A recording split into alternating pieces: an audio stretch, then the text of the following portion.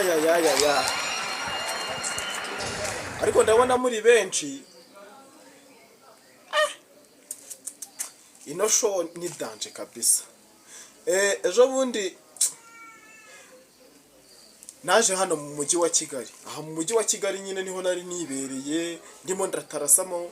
Ubundi byatangiye ndi mu rugo mu cyaro.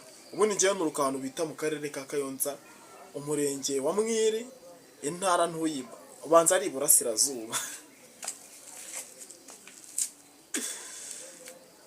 None ndavuga ati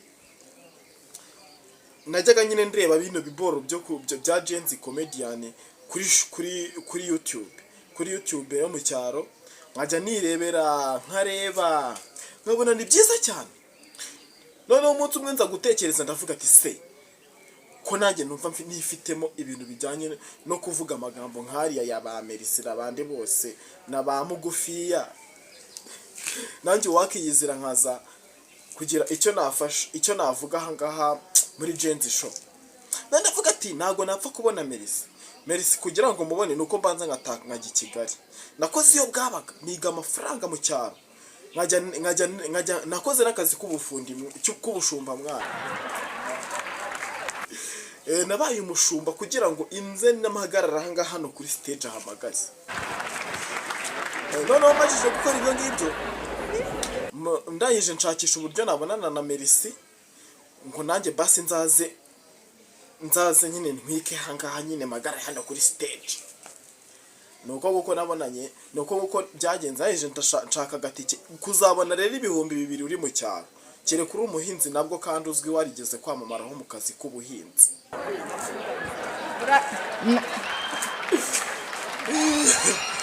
Noneho ndangije ndavuga ati kanze ngerageza uburyo nshoboye kose chaka ibihumbi 200 ibihumbi kuvika yanza ugeri nahanga mu mujyi ni ibihumbi 200 chakisha nakoze akazi kububoyi mu cyaro. Akazi kububoyi ni 600 ku kwezi. Nkora akazi kubushumba ni ibihumbi 200 buri kwezi. Wirirwa inyuma y'inka nka 200 z'umuntu wo mu kirenge n'uba warashoye imari mu cyaro kuko ariho hibera inuza.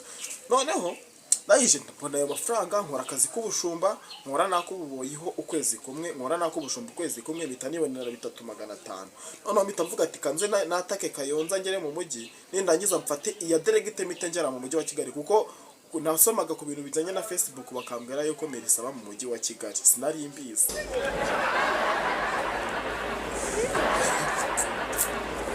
Muraseka nyamara muraseka mu bintu bibabaje nuko twikomereza gasitori.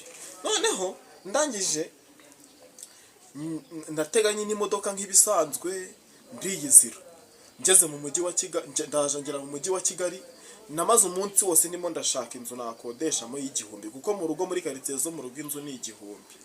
Narayibuze neza ndaheba. Ndangisha umuntu bari bambwiye ati wowe urangishe umuntu w'umumotari nurangisha umuntu usanzwe niwe yaba yambaye neza tayari baraba bagutuburiye. Nanjye navuze ati ndagenda ndebana n'umumotari umuntu usanzwe yarandebaga ngahita mvuga ati sigaho utanyiba. Nahura n'umumotari ngavuga ati va hano ubwire akagira ngo ngiye kumutega yari yagahita avuga ati urajya he boss. Ndavuga ati ndimo ndajya kwa Merisi. Bari ibintu byabayeho ndagije umumotari ucekora naje guhura n'umumotari disi bambe we yari afite ibintu by'ibitama. Ndagije ndavuga ati se bambe bari ukanyereka kwa Merisi.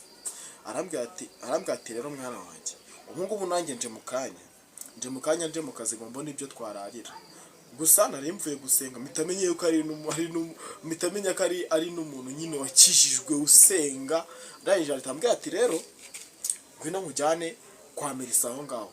Nahuye n'umuntu naravuze ati twagiye kuri moto ndi kumubwira ati ngo ninkafata nzahita nza nkurebe mite njya kuguta mepfiriye aho ngaho za Shyorongi. Avuga ati ngiye ninkora gafantanari tuba turaje tuje ni gutyo naragiye ako kanya mita nitura ku muryango wo kwa Merisi turakomanga hasi nari nzi yuko habaho n'ikintu kimeze nka alarm umuntu akanda gutya ngo arabira tukanda kora ko kantu kanyuramo naje ndakanda haba haje kadogo harya Merisi ya kadogo bayita guki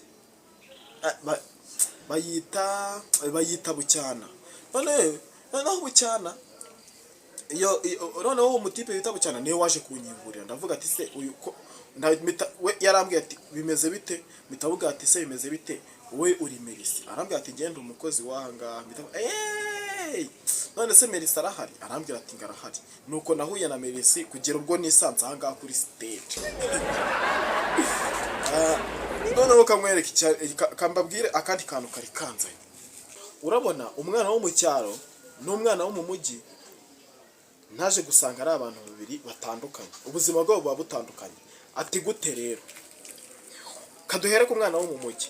Umwana wo mu mujyi usanga ku myaka ye ku kwezi kumwe konyine abazi kugendera mu modoka, abona nyine ari ibisanzwe. Kankwehe nk'urugero nk'icyana cya Bruce Melody,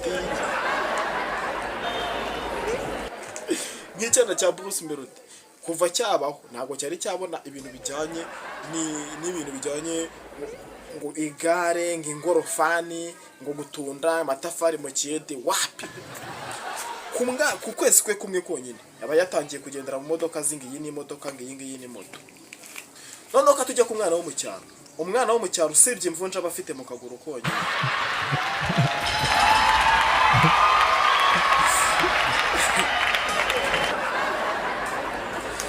Usibye ku mvunja aba afite mu kaguru zonyine. Umwana wo mu cyaro ku mwaka ku kwezi kumwe konyine aba mu maguru ye nyine ahantu muri twa tuboro twitwa utunono nyine, utuno tw'umuntu uratuzi twose uko ari dutanu baba barahanduye imvunja zigera muri 300. Icyo nicyo cyonyine umwana wo mu cyaro abazi. Nicyo cyonyine umwana wo mu cyaro abazi. Noneho kadukomeza. Umwana wo mu cyaro uburyo yinjira mu modoka n'umwana wo mu mujyi uburyo yinjiramo ari ubwa mbere biba bitandukanye. Umwana wo mu mujyi wagira ngo aba yarayikuriyemo, no mu nda ya nyina wagira ngo aba harimo imodoka, wasanga mu nda ya mama sava harimo imodoka. Sio kuzana mu mujyi. Mbaza noneho umwana wo mu cyaro. Umwana wo mu cyaro noneho nkanjye ngiye bwa mbere ninjira mu modoka.